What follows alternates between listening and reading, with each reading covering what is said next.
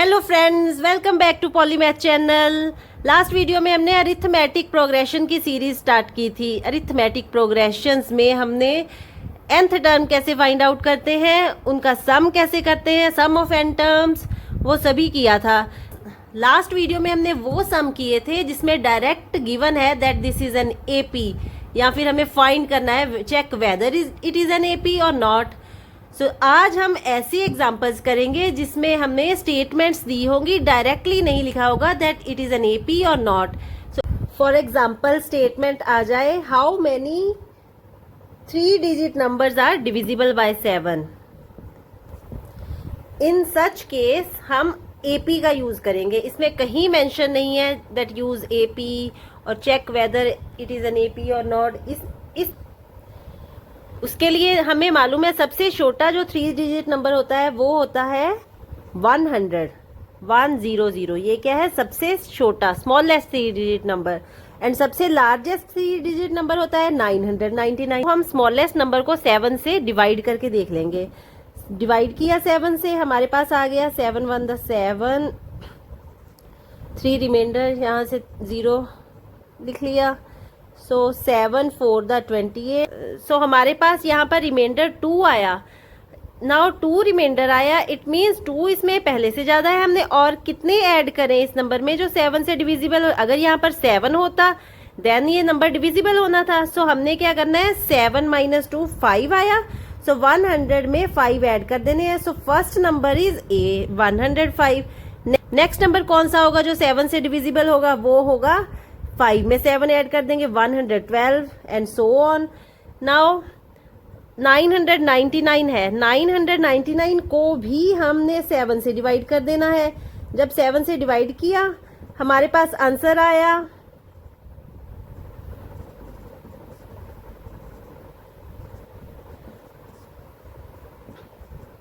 हमारे पास 142 क्वोशंट आया, 5 रिमाइंडर आया। अब इट मीन्स ये वाला जो नंबर है 5 ज्यादा है जो 7 से डिविजिबल हो जाए। सो हमने क्या करना है, 999 में से 5 माइनस कर लेने हैं।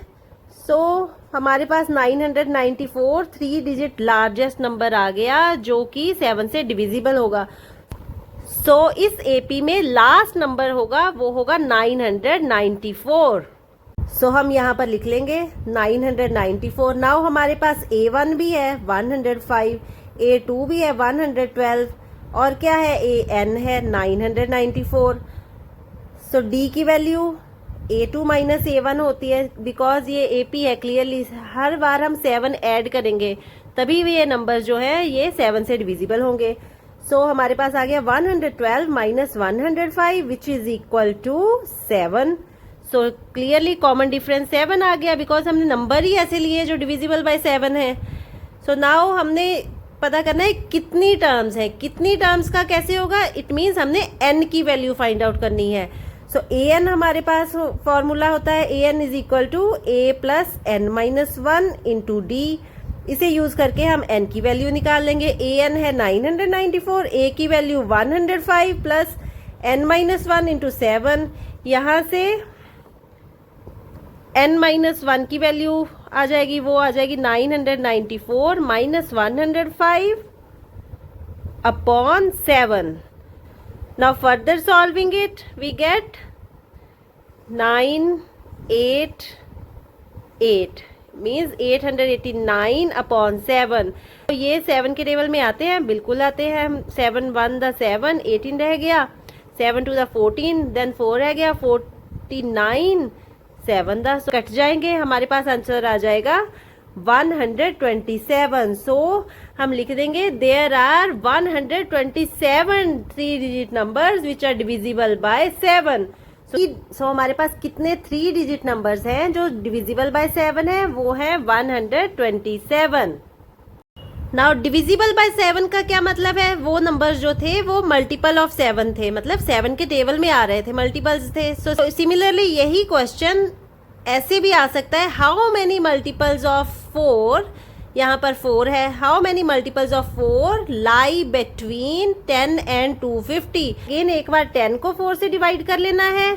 सो आफ्टर डिवाइडिंग वी गेट यहाँ पर 2 रिमाइंडर आया। जब हमने स्टार्टिंग पॉइंट लिखना है 10 से बड़ा नंबर होना चाहिए, सो हम क्या करेंगे, अगर यहाँ पर 4 - 2 मीन्स 2 नंबर और ऐड होते तो वो 4 से डिविजिबल हो जाते। सो यही नंबर हम 10 में ऐड कर देंगे। 10 + 2 12 हो जाएगा। सो हमारे पास फर्स्ट नंबर आ जाएगा 12। नाउ हम 250 को 4 से डिवाइड कर लेंगे। 250 को 4 से डिवाइड किया, हमारे पास क्वोशंट आ गया 62 एंड रिमाइंडर अगेन 2। नाउ जब हमने नंबर स्टार्ट करने हैं, सीरीज स्टार्ट, देन जो रिमाइंडर आएगा उसको हम जो यहाँ पर नंबर लिखा है उसमें से सब्ट्रैक्ट कर लेंगे। सो जब जो आंसर आएगा उसको हम 10 में ऐड कर लेंगे। अब जब हमने लास्ट नंबर लिखना है, देन हमने आफ्टर डिवाइडिंग जो रिमाइंडर बच जाता है उसको इस नंबर में से सब्ट्रैक्ट कर लेना है। सो यहाँ पर आ जाएगा 250 - 2 = 248। So last number means an होगा 248। नाउ बिकॉज मल्टीपल्स ऑफ 4 है, सो हमने क्या करना है, 12 में 4 ऐड कर देने हैं। बिकॉज जब हम टेबल करते हैं हम सेम नंबर ऐड करी जाए या उसको मल्टीप्लाई करके लिख ले, आंसर सेम आता है। पर अगेन एक सीक्वेंस बन गई जिसमें A1 है 12, A2 16, an की वैल्यू है 248। सो यहाँ से d की वैल्यू चेक कर लेते हैं। d होता है common difference 2 - A1 = 16 - 12 which is 4। So it is a multiple of 4, right? Now हम an का फॉर्मूला यूज कर लेंगे। an का फॉर्मूला होता है nth टर्म का formula, an = a + n - 1 × d। So an की वैल्यू, nth टर्म की वैल्यू है 248, a की वैल्यू 12 है, n की वैल्यू हमने फाइंड आउट करनी है, d यहाँ पर 4 है। सो यहाँ से n - 1 की वैल्यू आ जाएगी 248 - 12 / 4 which is equal to 236 / 4।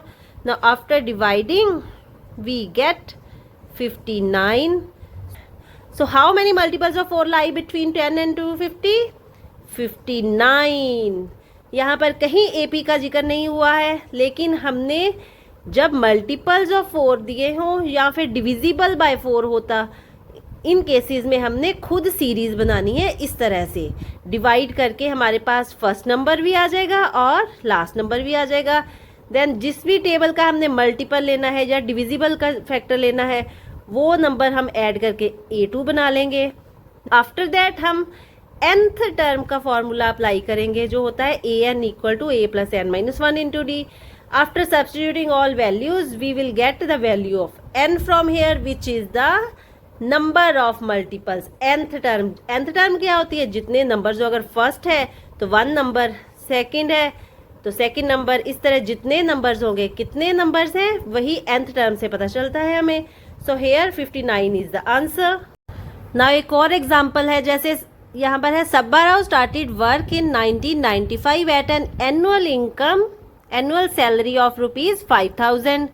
Means first जो सैलरी थी, फर्स्ट टर्म यहाँ पर A1 क्या है 5000 and received an increment of ₹200 each year. हर साल के बाद उसके कितना इंक्रीमेंट मिला, मीन्स हर साल के बाद ऐड होता गया। कितने रुपीज?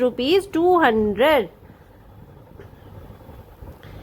सो वो क्या हो गई, वो कॉमन डिफरेंस D की वैल्यू हो जाएगी। In which year did his income reach ₹7000। So यहाँ पर an की वैल्यू हो गई 7000।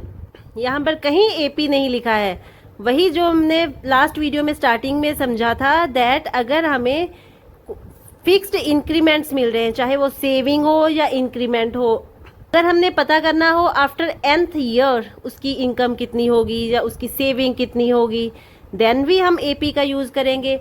अगर हमने ये पता करना हो कि कितने समय बाद, आफ्टर हाउ मच टाइम इतनी इनकम हो गई उसकी, उसमें भी हम AP का यूज करेंगे। बिकॉज ये an है, nth टर्म है, सो यही फॉर्मूला यूज करके हम n की वैल्यू निकाल लेंगे, जिससे हमें ईयर का पता चल जाएगा। Now we know an = a + n - 1 × d। So values put कर देंगे यहाँ पर। an की 7000, a means A1, first term को हम a से रिप्रेजेंट करते हैं। 5000 + n की वैल्यू हमने फाइंड आउट करनी है, कॉमन डिफरेंस यहाँ पर 200 है, सो यहाँ से n-1 की वैल्यू आ जाएगी 7000 minus 5000 upon 200 which is equal to 2000 upon 200। So हमारे पास n-1 की वैल्यू आ गई 10, सो यहाँ से n की वैल्यू आ गई 10 + 1 इक्वल टू 11। देयरफॉर हम लास्ट में ये लिखेंगे जरूर, जो क्वेश्चन में पूछा होगा उसी के अकॉर्डिंग आंसर देना है। In which year did his income reach 7000? So because starting में ईयर है 1995, देयरफॉर द रिक्वायर्ड ईयर, उन्होंने ईयर पूछा है तो हम ईयर बताएंगे। Year is 1995 + 11 because after 11 years इतनी इनकम हुई है, so which is equal to 2006 answer. Now जैसे यहाँ पर ईयरली जो है जैसे यहाँ पर ईयरली इंक्रीमेंट हुआ है, वैसे सैलरी की जगह सेविंग्स वर्ड हो सकता है। इंक्रीमेंट जो है वो ईयर की बजाय वीकली हो सकता है, मंथली हो सकता है। हमने सेम मेथड यूज करना है और वैल्यू फाइंड आउट कर लेनी है। जैसे हमें दिया हो find the sum of first 40 positive integers that are divisible by 6। So इसमें भी हमने 40 पॉजिटिव इंटीजर देने, मीन्स n की वैल्यू क्या है 40 है, ये हमें मालूम चल गया। यहाँ से कितने नंबर लेने हैं, 40 पॉजिटिव इंटीजर लेने हैं ऐसे जो डिविजिबल बाय 6 हो। नाउ डिविजिबल बाय 6 में हमने सबसे पहला जो पॉजिटिव इंटीजर वो तो 6 ही आता है, बिकॉज 6 1 द 6 टेबल हमने काउंट करना है। देन 12 A2 भी मालूम है, and so on up to nth term. nth term means यहाँ पर क्या है, n की वैल्यू क्या है 40, सो हम यहाँ पर लिख देंगे so on up to 40th term. So यहाँ पर हमने क्या करना है, हमने n की वैल्यू निकालनी है, sum of all these numbers, because यहाँ पर हमें पूछा होगा sum of first 40 positive integer divisible by 6। Sn का फॉर्मूला होता है n/2 into 2a plus n-1 into d।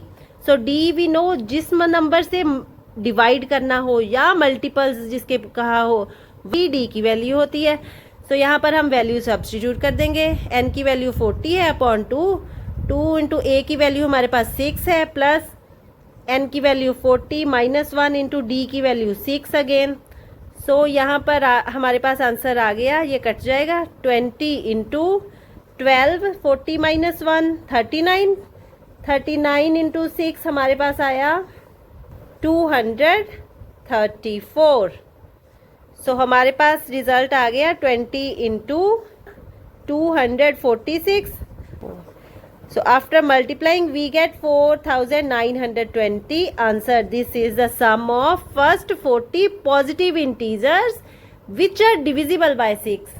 सो सेम केस में हमने जहाँ पर हमें सीक्वेंसेस का सम फाइंड आउट करना है, मींस सीरीज जो है वो फाइंड आउट करनी है, उसमें भी हम एपी का यूज करेंगे। यहाँ पर भी हमें क्वेश्चन में कहीं एपी नहीं दिया होगा।